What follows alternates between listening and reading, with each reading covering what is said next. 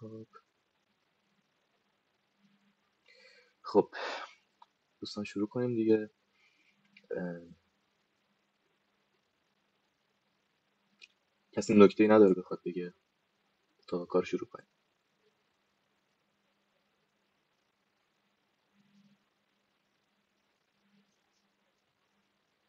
خب اوکی. حالا من هر چند دقیقه بیام باز چک بکنم برام. خب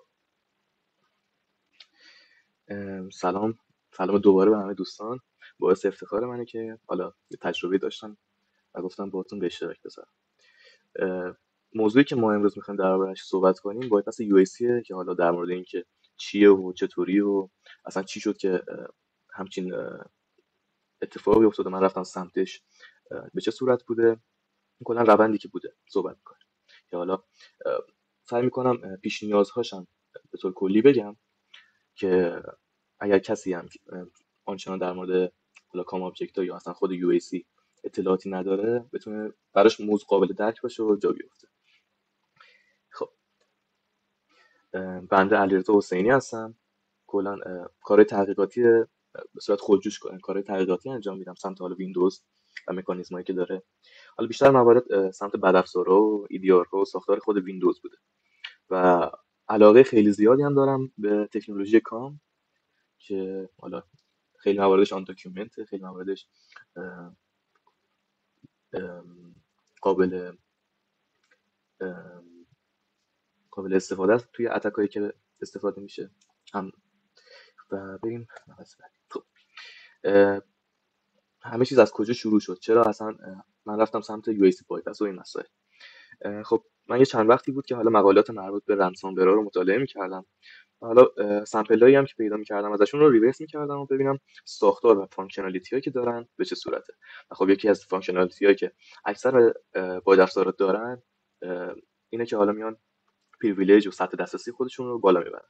و تکنیکی هم حالا تکنیک های مختلفی داره، ولی خب تکنیکی که اکثرا من دیدم استفاده میکنن و توی لاک پیت و رنسانورهای مطرح استفاده شده یو ای سی بایپسه که حالا جلوتر در موردش صحبت میکنیم. خب اول از همه با مکانیزم UAC آشنا بشیم. مکانیزم UAC در سیستم عامل ویندوز از ویندوز ویستا به این ور ایجاد شده و به این صورتی که میاد بین اجرای عادی بین استاندارد یوزر و اجرای دسترسی اجرای سطح بالا که ادمینستریتوره تمایز قائل میشه. به این صورت که شما اگر عضو گروه ادمین هم باشید، باز مثلا بخواد یه کار سطح بالا انجام بدید، حالا تنظیمات رو تغییر بدید، مثلا بکاپ ها رو پاک کنید یا یه سری کار این شکلی، یه یو ای سی پرامپت، یه پرامپت میاد بالا که یس و نو میخواد ازتون دیگه. اکثر موارد دوستان میزنن یس دیگه که کارشون رو پیش ببرن. ولی خب میگیم بایپس یو ای سی اینه که اون پرامپت اون صفحه نمایش داده نمیشه و مستقیم اون عملیات انجام میشه. حالا گفتم یه چیز کلی بگیم در موردش و اینکه شاید بگیم مثلا چرا ایجاد شد. خب قبل از ویندوز ویستا اگر که مثلا یک بدافزاری اجرا میشد و کل سیستم رو آلوده میکرد، خب هیچ محدودیتی نداشت. همون کاری که ادمینستریتور میتونه انجام بده خود بدافزار هم میتونست انجام بده. و خب در اصل اینجا نقطه یه نکته هست که باید بهش توجه کنیم. UAC یه security boundary نیست، یعنی یه مکانیزم هشدار و کنترل بیشتر و اصلا مایکروسافت نیومده اینو بسازه که امنیت رو ببره بالا. بیشتر حالت کنترلی داره که آیا شما یوزر واقعا قصد داری فلان کار رو انجام بدی یا نه. همچین مدلی داره. و مبحث بعدی هم این که چرا اصلا رنسانورا به همچین چیزی علاقه‌مندن. خب شما فکرشو بکنید، رنسانور میخواد بیاد بالا و میخواد یه سری کارهای ادمینستریتوری انجام بده، مثل دیلیت کردن بکاپ ها، نرم افزارهای بکاپ گیری، پروسس ها، حالا حتی مثلا ویندوز دیفندر رو میان غیر فعال میکنن. چرا؟ چون که حالا مثال بود ویندوز دیفندر، حالا هر ای وی که میتونه باشه، این دیارها که حالا بحثشون شده. شما وقتی میخوای به عنوان یه رنسانور رید و رایت انجام بدی روی سیستم، روی دیسک، موقعی که ویندوز دیفندر فعال باشه میاد ورودی‌های شما رو کنترل میکنه به این صورت و این باعث میشه که سرعت شما کمتر بشه. مثلا سرعت رو تا 10 برابر کاهش میده. مثلا یه دلیلی میتونه این باشه که میان اون رو غیر فعال میکنن و سرعت خودشون رو 10 برابر بیشتر میکنن. 10 برابر بیشتر اغراق نیست، واقعا 10 برابر بیشتر میشه و این دلایلی هست که اونا رو بیشتر ترغیب میکنه. خب بریم سراغ اصل کار، یو ای سی بایپاسی که اصل موضوعه. توی مبحث یو ای سی بایپاس 3 نوع تکنیک به کار میره. یه تکنیک اینه که حالا رجیستری ها رو تغییر میدن، یه تکنیک اینه که حالا دی ال ال هایجاکینگ انجام میدن و حالا یه تکنیک دیگه هم که هست از کام آبجکت هایی که با سطح دسترسی بالا اجرا میشن استفاده میکنن. توی این وبینار ما هم در مورد رجیستری حرف میزنیم، هم در مورد elevated کام آبجکت ها صحبت میکنیم و تکنیکی هم که در نهایت انجام دادیم ترکیبی از این دو. در مورد این صحبت نمیشه. و همینطور که اینجا میبینید یک نمونه از رنسامور هست، رنسامور بلک هت که توی استرینگاش اگر دقت کنیم یه CLS ID، حالا در مورد اینکه CLS ID چیه و اینا جلوتر صحبت کنیم، که یه دونه CLS ID و یعنی دو تا CLS ID، یکیش برای خود اون کام آبجکته و دیگری برای اون اینترفیسی که اون ارائه میده استفاده شده. اینو الان ما هم امروز در مورد همین درس صحبت می‌کنیم، حالا جلوتر در موردش صحبت می‌کنیم. خب مبحث بعدی این که elevated باینری ها چی هستن، اصلا چرا ایجاد شدن و به چه صورت بودن. این که توی ویندوز یه سری باینری ها داریم، یه سری فایل های اجرایی داریم که توی مسیر سیستم 32 هستن و توی منیفستشون مشخص شده که به صورت auto elevated اجرا بشن، همینطور که اینجا مشاهده میکنیم. و خب شاید بگین خب ما هم میایم یه نرم افزار می‌نویسیم که auto elevated و تو تنظیماتش تنظیم کنیم که auto elevated اجرا بشه. ولی خب مایکروسافت برای اینجا هم یه فکری کرده، این صورت که 3 تا شرط داریم اینکه برای اینکه auto elevated برقرار بشه. یکی اینکه فایل باید دیجیتالی ساین شده باشه، یعنی ساین مایکروسافت داشته باشه. بحث بعدی این که توی سیستم 32 باشه و بحث دیگه اینه که توی اپ کامپت فلگ ها بشه که حالا میتونید در موردش سرچ کنید. فکر کنم SDB Explorer رو اون مباحث برید اگر میخواید در موردش مطالعه کنید اون سمتی. حالا اینجا من یه دونه اسکریپت هم دارم که میاد میگرده دنبال اون باینری هایی که توی منیفستشون auto elevated هست. من حالا اجراش کنم ببینید.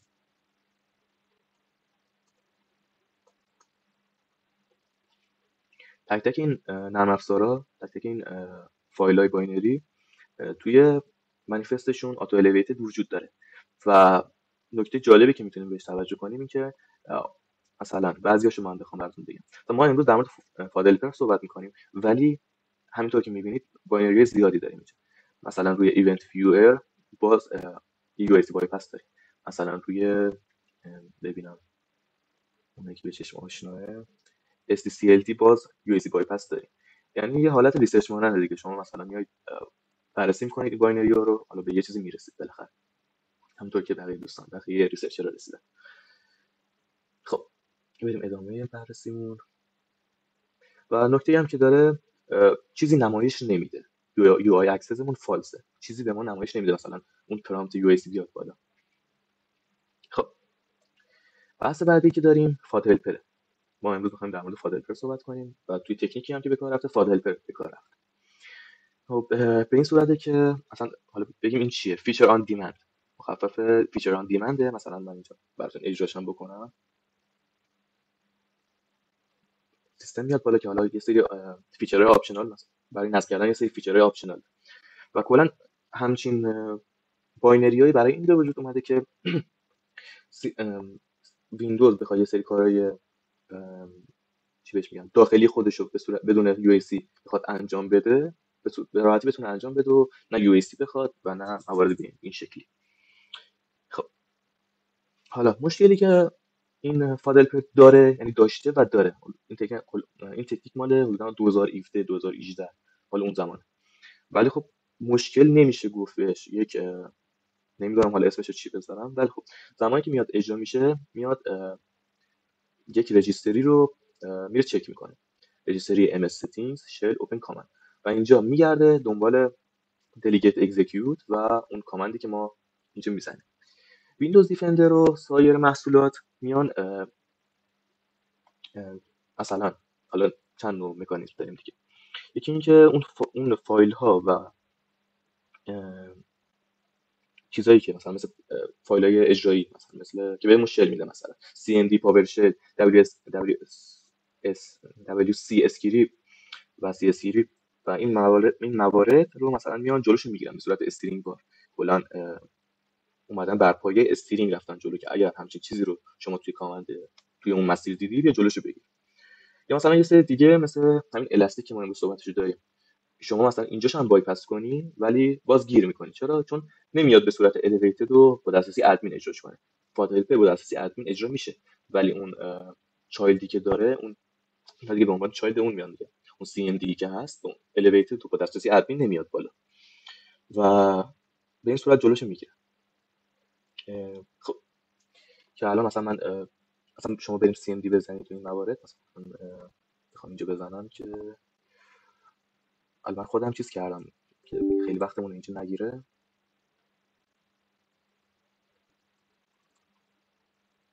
توی مسیر HK یوزر سافتور کلاسز سیتینگز، خب اینجا شل اوپن. خب حالا من اینجا اسمش رو تغییر داده بودم، مشکلی پیش نیاد. خب اینجا من به جایی که بیام مثلا مستقیم CMD رو اجرا کنم یا پاورشل رو که خب ویندوز دیفندر به راحتی میگیره، اومدم از پایتون استفاده کردم. حالا دیگه بالاخره دیدیه که آدم داره، حالا یکی میاد پایتون استفاده میکنه، یکی دیگه میاد یه کامند دیگه استفاده میکنه، بالاخره باید یه جوری آدم به هدفش برسه. حالا من اومدم پایتون اجرا کردم، میام و CMD رو اجرا میکنم و به همین میخوایم هم تستش کنیم. به این صورت من الان اون کامند رو اوکی کردم، یه فایل هلپر میزنیم و به راحتی میاد بالا. ببینید که سیستم هستیم و اگر هم بخوایم توی این مسیر سیستم سی تو فایلی دراپ کنیم، test.exe باشه یا هر چیز دیگه دراپ میشه راحت و اکسس دیناید هم بهمون نمیده. این ماهیت یو اس بایپاس بود که الان مشاهده کردید در مقابل ویندوز دیفندر. حالا یه سری ای وی هستن که کلا اصلا نمیگیرن.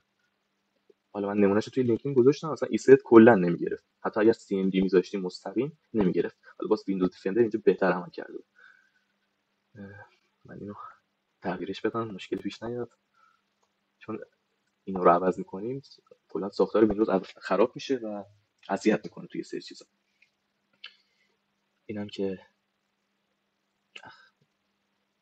خب میبینیم که چایلدش پایتون به عنوان چایلد فایل هلپر اومده بالا و یه سی ام دی بهمون داده و ما هم اجرا کردیم. همچین ساختاری داره.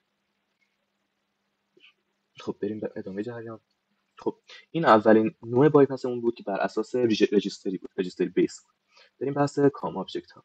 خب شاید براتون سوال باشه اصلا کام آبجکت چیه و چطور کار میکنه.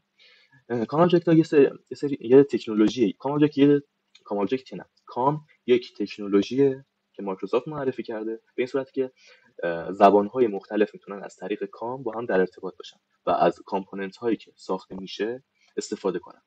به این صورتی که مثلا من میخوام یک DLL به زبان C نوشته شده و به من یک به صورت اینکه به صورت حالا خیلی دیپ نشیم روی مسائل، یه چیز ساده طور بگم، با C نوشته شده به صورت DLL، بعد من میخوام ازش توی مثلا پاورشل استفاده کنم. این فایل DLL به من یک اینترفیس میده، به من یک رابط میده که من بتونم از طریق اون توی پاورشلم از اون فانکشن API ها، متد هایی که توی این DLL پیاده سازی شده استفاده کنم. این کلیت کار بود. حالا خیلی مباحث داره کام و کام آبجکت مسائل، خیلی واردش نمیشه. و بحث بعدی هم که هست elevated کام آبجکت هایی که با سطح دسترسی بالا اجرا میشن. ویندوز خیلی از بخش هایی که داره، خیلی از ساختاری که داره از کام آبجکت ها استفاده میکنه، از تکنولوژی کام استفاده میشه. مثل همین شلی که ویندوز داره، مثل ارتباطاتی که توی برنامه ایجاد میشه و سایر موارد هم که خیلی گسترده است و اینا.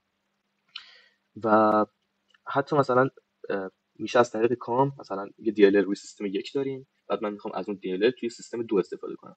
مثلا اونجا یه پاورشل داریم میاد اونو یک آبجکت از اون میسازه برای ما و به واسطه اون اینترفیسی که به ما میده و از اون میتونیم متدها و اون API و اون فانکشنایی که داره رو استفاده کنیم. و خب کلا الیویتد آبجکت پس برای این بود که یه سری از کامپوننت های ویندوز میخوان با سطح دسترسی بالا اجرا بشن، بسیاری از قسمت ویندوز سطح دسترسی بالا اجرا بشن، پس نباید هی مثلا اون یو اس پرامپت نشون داده بشه و تجربه کاربری رو خراب کنه. همچین ذهنیتی پشتش بوده. خب که مسیر اگر بخوایم یه لیست از کام ابجکت هم بررسی کنیم، توی مسیر کام ابجکت که الیویتد هستن یعنی با سطح دسترسی بالا اجرا میشن، توی این مسیر هست تو مسیر کنورژن میرسی کام آتو اپرووال لیست. و شاید بگید چرا این اسمشون به این شکله. اینا CLS ID بهش میگن CLSI یونیفایر آیدی. برای اینه که اون یک رشته یونیک، یک نام یونیک و یکتا داشته باشن و کانفلیکت ایجاد نشه و حالا به این صورت کار میکنن، نامگذاری میشن. و حالا گفتیم DLL و اینا، یه مبحث دیگه هم که هست، ما چند نوع داریم که اینجا من دو نوعشو میگم.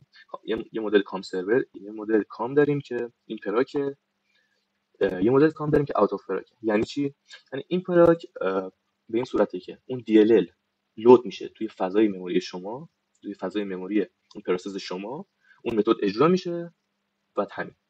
ولی یه مدل دیگه داریم که اوت اف پراکه.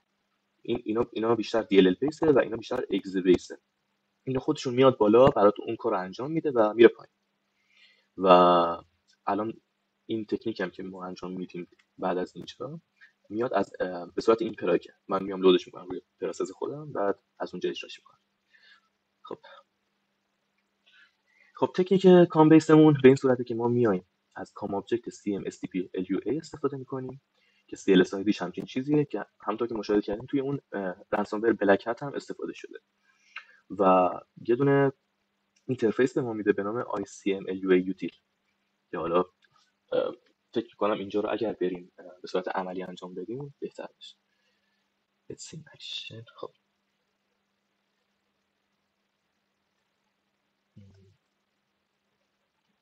بعد نکته هم که داره، مثلا میخواید این اینترفیس ها رو ببینید به صورت اینو با نرم افزار رو با ران از ادمنستریتور اجراش کنید تا بتونید اون الیویتد رو ببینید. حالا اینم تجربه بود که شد، من فکر می‌کردم پچ شده چون با ذات دستی خودم اجراش کردم، یوزر ساده و پچ شده. من اینو پیداش بکنم، اسمش چی بود؟ سی من کپیش کنم.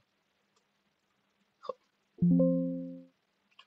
اینجا یه لحظه واضح است براتون؟ من اینو چک کنم.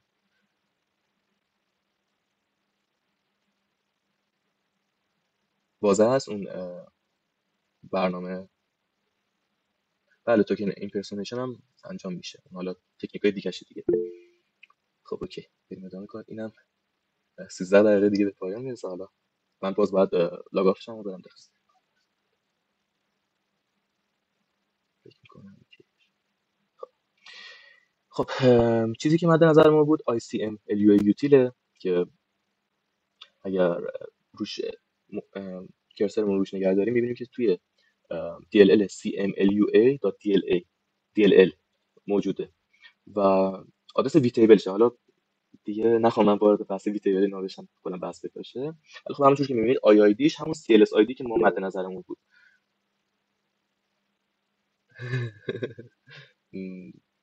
اینا پچ شده، ولی خب من یعنی گزارش دادم و پچ شده. حالا نمیدونم دیگه، حالا برای این کار استفاده نکنم. حالا داشتیم ادامه کار می‌رفتیم. خب CMS من بخوام اینو مثلا توی آیدو بازش کنم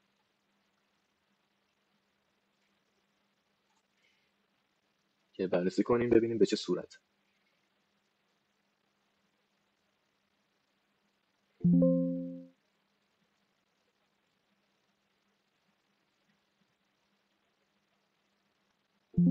خب وقتی میاد بالا اینا به صورت کلاس هستن دیگه. حالا یه سری متد جلوشون می‌بینیم. این خود این چیز بود دیگه، اینا اینترفیسه. اینترفیس اسمشون چیه؟ مثلا CCM لوا یوتیل. مثلا من بزنم روی کدومش، مثلا اینجا ما یه آدرس ویتیبل داریم که بریم بزنیم روش، یه سری متداشو میتونیم ببینیم. یعنی متداشو یه سری که نه، میتونیم تمام متداشو ببینیم. متدایی که داره مثلا کوئری اینترفیس، ادرس، ریلیز، اینا اصلا داستانشون جداه و اصلا مربوط هم چجوری بگم، مورد استفاده هم نیست الان برامون. یعنی بخوام بگم و اینا هم داستان فرق میکنه. ولی خب چیزایی که هست، اینا فانکشنایی که متدایی که برامون به اشتراک میذاره، یکیشون شل اگزیکه، یکی دیگهشون دیلیت رجیستری استرینگ ولیوه و حالا سایر مواردی که هست. یعنی این کام آبجکت با این اینترفیسی که در اختیار ما میذاره، این موارد رو به ما میده که ما اجرا کنیم، یعنی بتونیم ازشون استفاده کنیم. من میذارم رو شل اگزیک، میخوام یه چیزی رو اجرا کنیم. ساختاری که میبینیم میاد از API شل اگزیک، شل اکزیکیوت EX W استفاده میکنه که حالا میتونیم حتی این کدش هم بزنید به سادگی و راحته.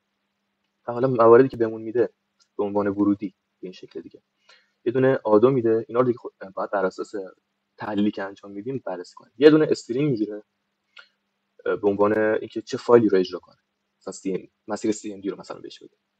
پارامتر رو میگیره. اینا هم البته نال بذاریم و اینا. حالا و حال سایر موارد. این به این صورت بود که حالا با ریورس کردن و بررسی اون کام آبجکت تونستیم برسیم به این متد آن داکیومنت. حتی الان آن داکیومنت نیست، زمان خودش آن داکیومنت بود. به این صورت از این موارد. خب بریم ادامه کار. خب POC کار، من اینو ببندم و بریم سراغ خود الاستیک.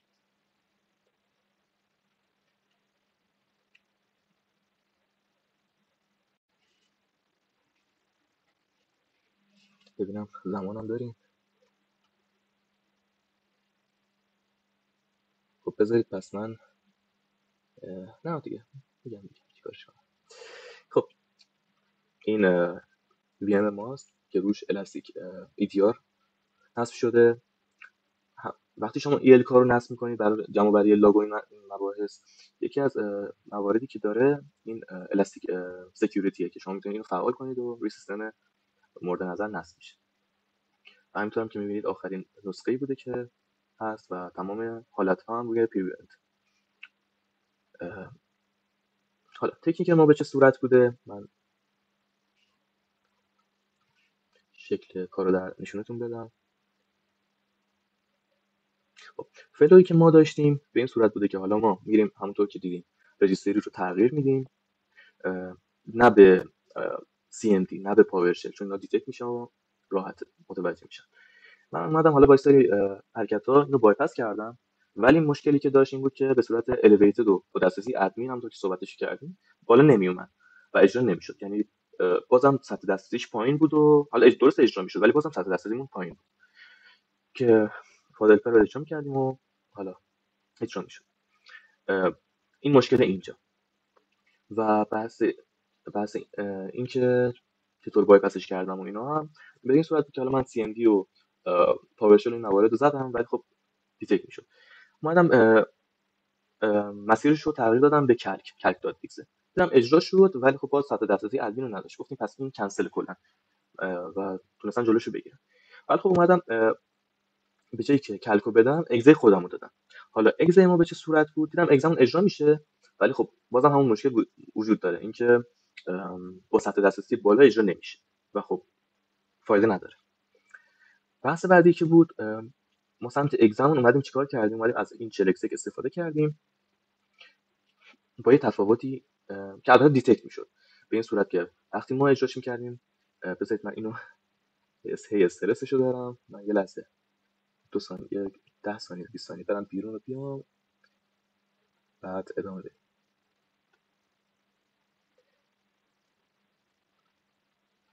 خب ظاهرا که کار نکرد، 4 دقیقه دیگه تمومه، ولی حالا من پیوتر نشونتون میدم. حالا بحثی که بود، ما وقتی میاد اجرا میکنه همچین حرکتی رو، به جایی که همونجور که گفتیم اینا الیویتد و شما به عنوان یک یوزر عادی نمیتونید از این کام آبجکت استفاده کنید در حالت عادی، این صورت که DLL هاست، پروسس DLL هاست میاد بالا، اینو برای شما اجرا میکنه و اینو اجرا میکنه و اون کار براتون انجام میده. و اینکه حالا حرکتی که من زدم به جایی که DLL هاست بیاد بالا، یعنی دیتکشن الاستیک سرچ، الاستیک VTR روی همین DLL هاست و اون کام ابجکتی که میسازه بود.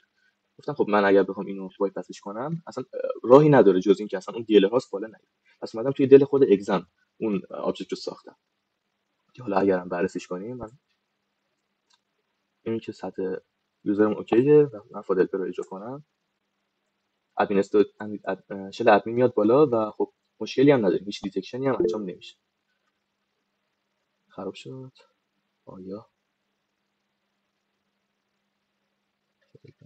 بیشتر زیر رسد. بله دیگه، این حالا نمونه بود برای اینکه با تونستیم به هدفمون برسیم. من یه دونه میت دیگه میسازم، میذارم تو گروه، میذارم تو کانال، حالا یا همینجا هستن که بریم اونور، چون هنوز فکر میکنم یه چند تا اسلاید دیگه هست. فعلا من توضیحات کلی رو بدم، نمیشه الان اصلا ول کنیم بیایم در مورد چیز دیگه صحبت کنیم. خب شروع کنیم. فکر میکنم دوستان دیگه هم کم کم به اون ملحق شن. خب ما اینجا همونجور که بررسی کردیم، من اینا اوکی کنم. خب تصویر واضحه. خب بریم ادامه بررسی. خب تو اینجا کار گفتیم که همچین به اون صورت که حالا میان سطح دسترسی ما رو کاهش میده، الاستیک میاد جلوی ما رو میگیره، یعنی خودش به تنهایی کافی نیست و جواب نمیده. من اومدم از این حرکت استفاده کردم. خب گفتیم دیتکشنی که الاستیک داره روی DLL هاست و اون کام ابجکتی که هست، حالا جلوتر میریم و رولش رو بررسی میکنیم. من اومدم چیکار کردم؟ اومدم به جایی که DLL هاست برامون ابجکت رو بسازه، خودم ساختم اون ابجکت تو دل خودم. ولی مشکلی که داشت، خب دارم یک elevated کام ابجکت رو توی دل خودم میسازم و این منجر میشه به یه UAC پرامپت دیگه و بازم مشکل دیگه. رو همین حساب من اومدم مسیر رجیستری رو به UAC، یعنی UAC.exam تغییر دادم. دیتکشنی هم که حالا اینا داشتن این بود که اگر شخصی بیاد رجیستری مربوط به فادلپر رو تغییر بده و بین کمتر از 1 دقیقه بعد یک اگزه یا یک پروسس اجرا بشه، ما دیتکتش میکنیم و چیز یعنی یک دیتکشن تایم بیسه که یعنی شما یا اول رجیستری رو عوض میکنی، 1 دقیقه صبر میکنی، بعد میزنی فادلپر رو اجرا میکنی که این پروسس ما هم اجرا بشه. حالا به این صورت اون ماهیت الیویتد بودن چایلد فادلپر حفظ میشه، یعنی تا یه مسیری اون الیویتد اجرا میشه ولی اون خروجی که به ما میداد اینجا محدود میشد، اینجا دیگه نمیتونه جلوشو بگیره و بایپاس میشه. همینطور هم که اینجا میبینیم برنامه ما به راحتی اجرا شد و حالا تو رجیستری هم که بریم بررسیش کنیم ببینیم که مسیر ما مسیر اگزمونه. و فرض مثلا من اگر اینو cmd.exe کنم و بخوام اجراش کنم راحت میگیره، یعنی به این سادگی، چیز خاصی نداره.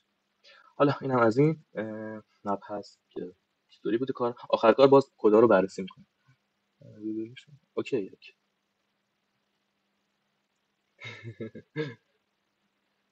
رولش هم بله داکیومنت شده است، حالا میریم با هم بررسیش میکنیم. خب اینم پیوسی کار بود. یعنی کلا ماهیت کار به این صورت بود که ما میایم روش‌ها رو با هم چین میکنیم و درسته روش قدیمیه یا مثلا روش‌ها شناخته شده است، ولی بازم یه سری تریک‌ها، یه سری چین‌ها، یه سری خلاقیت‌ها توی بحث رد تیم یا توی بحث ریسرچ میتونه به ما کمک کنه که به هدفمون برسیم. همینطور که برای فادلپر رول داشتن، برای همون کام ابجکتمون هم باز رول داشتن، ولی خب می‌بینیم که به خاطر اون گپ، به خاطر اون مکانیزمی که داشت بازم تونستیم ازش سوء استفاده کنیم بعد از این همه مدت. و خب چرا کار میکنه که صحبتش کردیم که میاد unelevated user control configuration داره، اون نمیذاره با دسترسی بالا اون رو اجرا کنیم. و خب ما اومدیم این دوتا تکنیک رو، هم تکنیک رجیستری بیس و هم کام بیس، اون رو ترکیب کردیم و به نتیجه رسیدیم. خب من اینو بفهمم بره. خب رولی که داشتن و در رابطه با فادلپر به این صورت بود که حالا اینا به صورت کاکیول نوشته شده، ولی خب واضح است. این صورت بود که حالا میان توی بین 60 ثانیه بررسی میکنن که آیا MS Settings ساخته میشه و فادلپه اجرا میشه یا نه. پس اکشنمون هم استارته. خب همونطور که گفتیم اگر صبر کنیم و 1 دقیقه بعد اجراش کنیم، خب این در کلا بایپاس میشه، اصلا دیگه دیتکشن روش نیست. این برای بحث اول که حالا اگر هم میخوایم قوی‌تر اینو بررسی کنیم، میتونیم کلا بدون تایم دلیگیشن اکزیکیوت رو به رولمون اضافه کنیم. یعنی شما اگر این کارم انجام بدی، اون کامندت هم شما بزنی، ولی دلیگیشن اکزیکیوت وجود نداشته باشه، اجرا نمیشه به این صورت. خب این میتونست نکته خوبی بهتری باشه. خب اگرم اینجا براتون واضح است این کوچیک ریزه میکنم یه همون 1 دقیقه میذارمش این براتون واضح است.